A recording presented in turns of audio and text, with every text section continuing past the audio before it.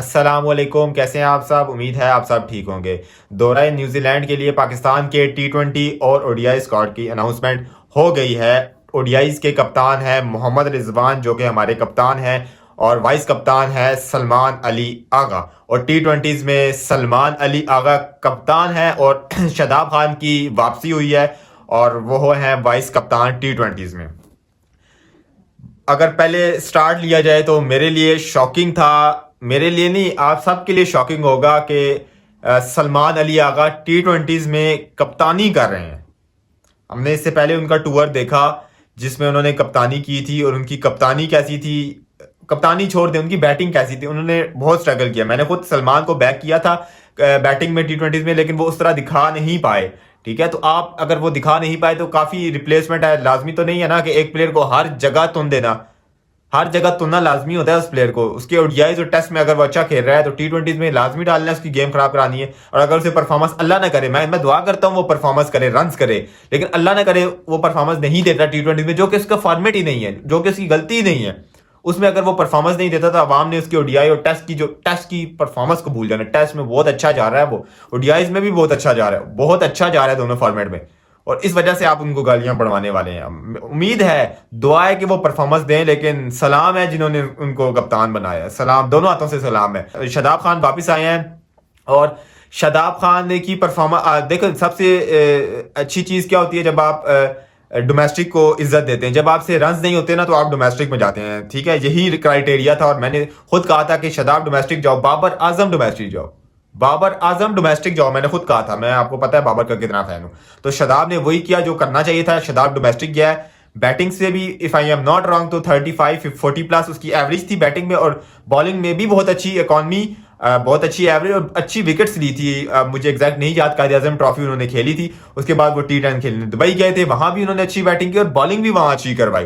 वो जो champions cup की और T20 की बात की जाती है उसमें उन्होंने बॉलिंग कुछ खास करवाई नहीं, एक आधा दो बीच में स्पेल्स डालते रहे हैं, प्रॉपर बॉलिंग उन्होंने वहां करवाई नहीं है। ठीक है, लेकिन आई थिंक उनकी बैटिंग बेहतर हुई है, उन्होंने प्रॉपर ओवर्स करवाए हैं उसमें कायदे आजम ट्रॉफी में, तो उम्मीद है कि उनमें बेहतरी आई है। ठीक है, उम्मीद है बेहतरी आई है। अगर वो T20 से आपसे बाहर नहीं होते, परफॉर्मेंस अप्स एंड डाउन होती है, तो वो आप डोमेस्टिक खेलते हैं और परफॉर्मेंस रीगेन करते हैं। और आई थिंक अगर शादाब खान को वाइस कप्तान अभी बनाया गया, ठीक है, वाइस कप्तान बनाया गया है, और शादाब को अगर कैरी किया जाए तो उनकी बैटिंग हमेशा से अच्छी रही है। 2024 में उनकी बहुत बुरी बॉलिंग थी, ठीक है, लेकिन उसमें उन्होंने बैटिंग अच्छी करते रहे, बेशक बुरी बॉलिंग की है, लेकिन वहां उनकी बैटिंग अच्छी रही है। ठीक है, तो अगर ये टीम में वापस आते हैं, एज अ बैटर वापस आते हैं, तो दैट्स गुड। वो नीचे से आके वो जो कैमियो है वो हम हमेशा से लैक करते हैं T20s में, वो जो नीचे छठे सातवें में आके कोई रन्स करना, वो हमने कभी भी नहीं देखा शादाब के अलावा किसी ने किए हो। तो शादाब उस जगह पे आके रन्स करते हैं, गुड है। और बॉलिंग में भी एक आधा स्पेल डाल देते, ये नहीं 4 के 4 कोटे लगा देते। आप उस पर डिपेंडेंट ना हो ना, आप सुफियान को कैरी करें साथ, ठीक है, सुफियान को प्रॉपर परमानेंट कैरी करें, और वहां जो है ना एक आधा 2 स्पेल डाल दें शादाब, तो मेरा ख्याल है वो ठीक है। उसके अब्दुल समद वापस आए हैं स्क्वाड के अंदर। ये वही अब्दुल समद है जिन्होंने चैंपियंस कप में धूम मचाई थी, और वो एशिया कप में भी इन्होंने कुछ कदर बेहतर।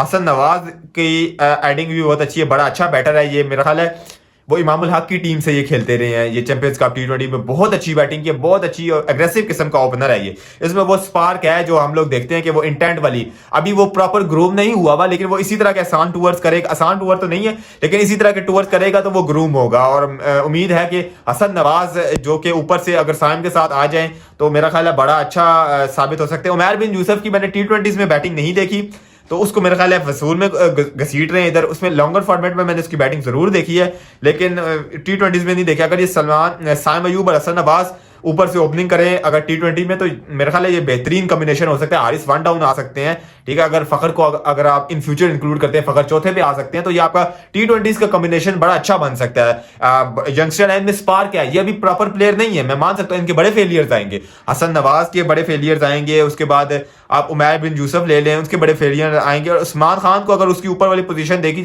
दी जाए तो क्या वो रन्स कर पाते हैं, ये देखने वाली, क्योंकि हमने देखा कि उस्मान खान ने PSL में बड़े रन्स किए हैं वो ऊपर वाली पोजीशन में आके, तो वहां इनको इंटरनेशनल में ऊपर वाली पोजीशन मिली नहीं है। तो यहाँ अगर इनको ऊपर वाली पोजीशन मिलती है तो क्या वो रन्स कर पाते हैं जो कि हम उनके PSL में देखते थे, ये देखने वाली चीज है।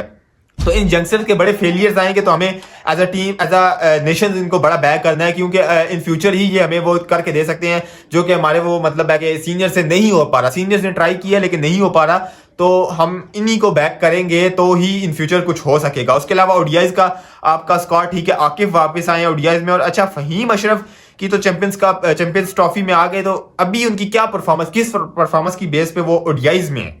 टी20 में आप कह सकते हो कि उन्होंने बीपीएल में बड़े रन किए हैं, लेकिन ओडीआईज में आई डोंट नो क्या परफॉर्मेंस थी। अगर थी तो मुझे भी बताई जाए कि क्या परफॉर्मेंस थी। उसके बाद सुफियान को प्रॉपर ओडीआईज में भी कैरी किया, इरफान खान न्याजी वापस आए ओडीआईज में, इनको क्यों ड्रॉप किया आपने? ड्रॉप करने की क्या वजह थी? चैंपियंस ट्रॉफी में इनको ड्रॉप, पिछले सारे टूर्स करवाए और चैंपियंस ट्रॉफी आई और आपने को ड्रॉप कर दिया। और इमामुल हक की भी वापसी है, वो भी मेरे ख्याल है ओपनर ही खेलेंगे। अब्दुल्ला शफीक की वापसी हुई है, ब्लंडर था अब्दुल्ला को ड्रॉप करना और बाबर आजम को मतलब तबाह करना एज ओपनर खिला के। अच्छा बाबर और रिजवान नहीं है टी20 में, अच्छा ये एक अच्छी चीज भी है कि अगर उनसे नहीं हो रहा तो यंगस्टर आए वो ट्राई करें, लेकिन यंगस्टर को इस तरह के आसान टूर्स देंगे तो वो वर्ल्ड कप के लिए तैयार होंगे ना। वो बड़े इवेंट्स के लिए तब तैयार होंगे जब उनको आसान टूर्स मिलेंगे। और मेरा ख्याल है कि यंग लॉट है हमारी सारी, और कुछ नए प्लेयर्स भी हैं, कुछ पुराने भी हैं, तो मेरा ख्याल है कम्बिनेशन अच्छा बन सकता है। और आपकी टीम वो कह सकते हैं कि हम अब इन फ्यूचर देख सकते हैं कि टी20 से हमारे स्टार्ट होंगे तो हम 200 खड़ा कर सकते हैं।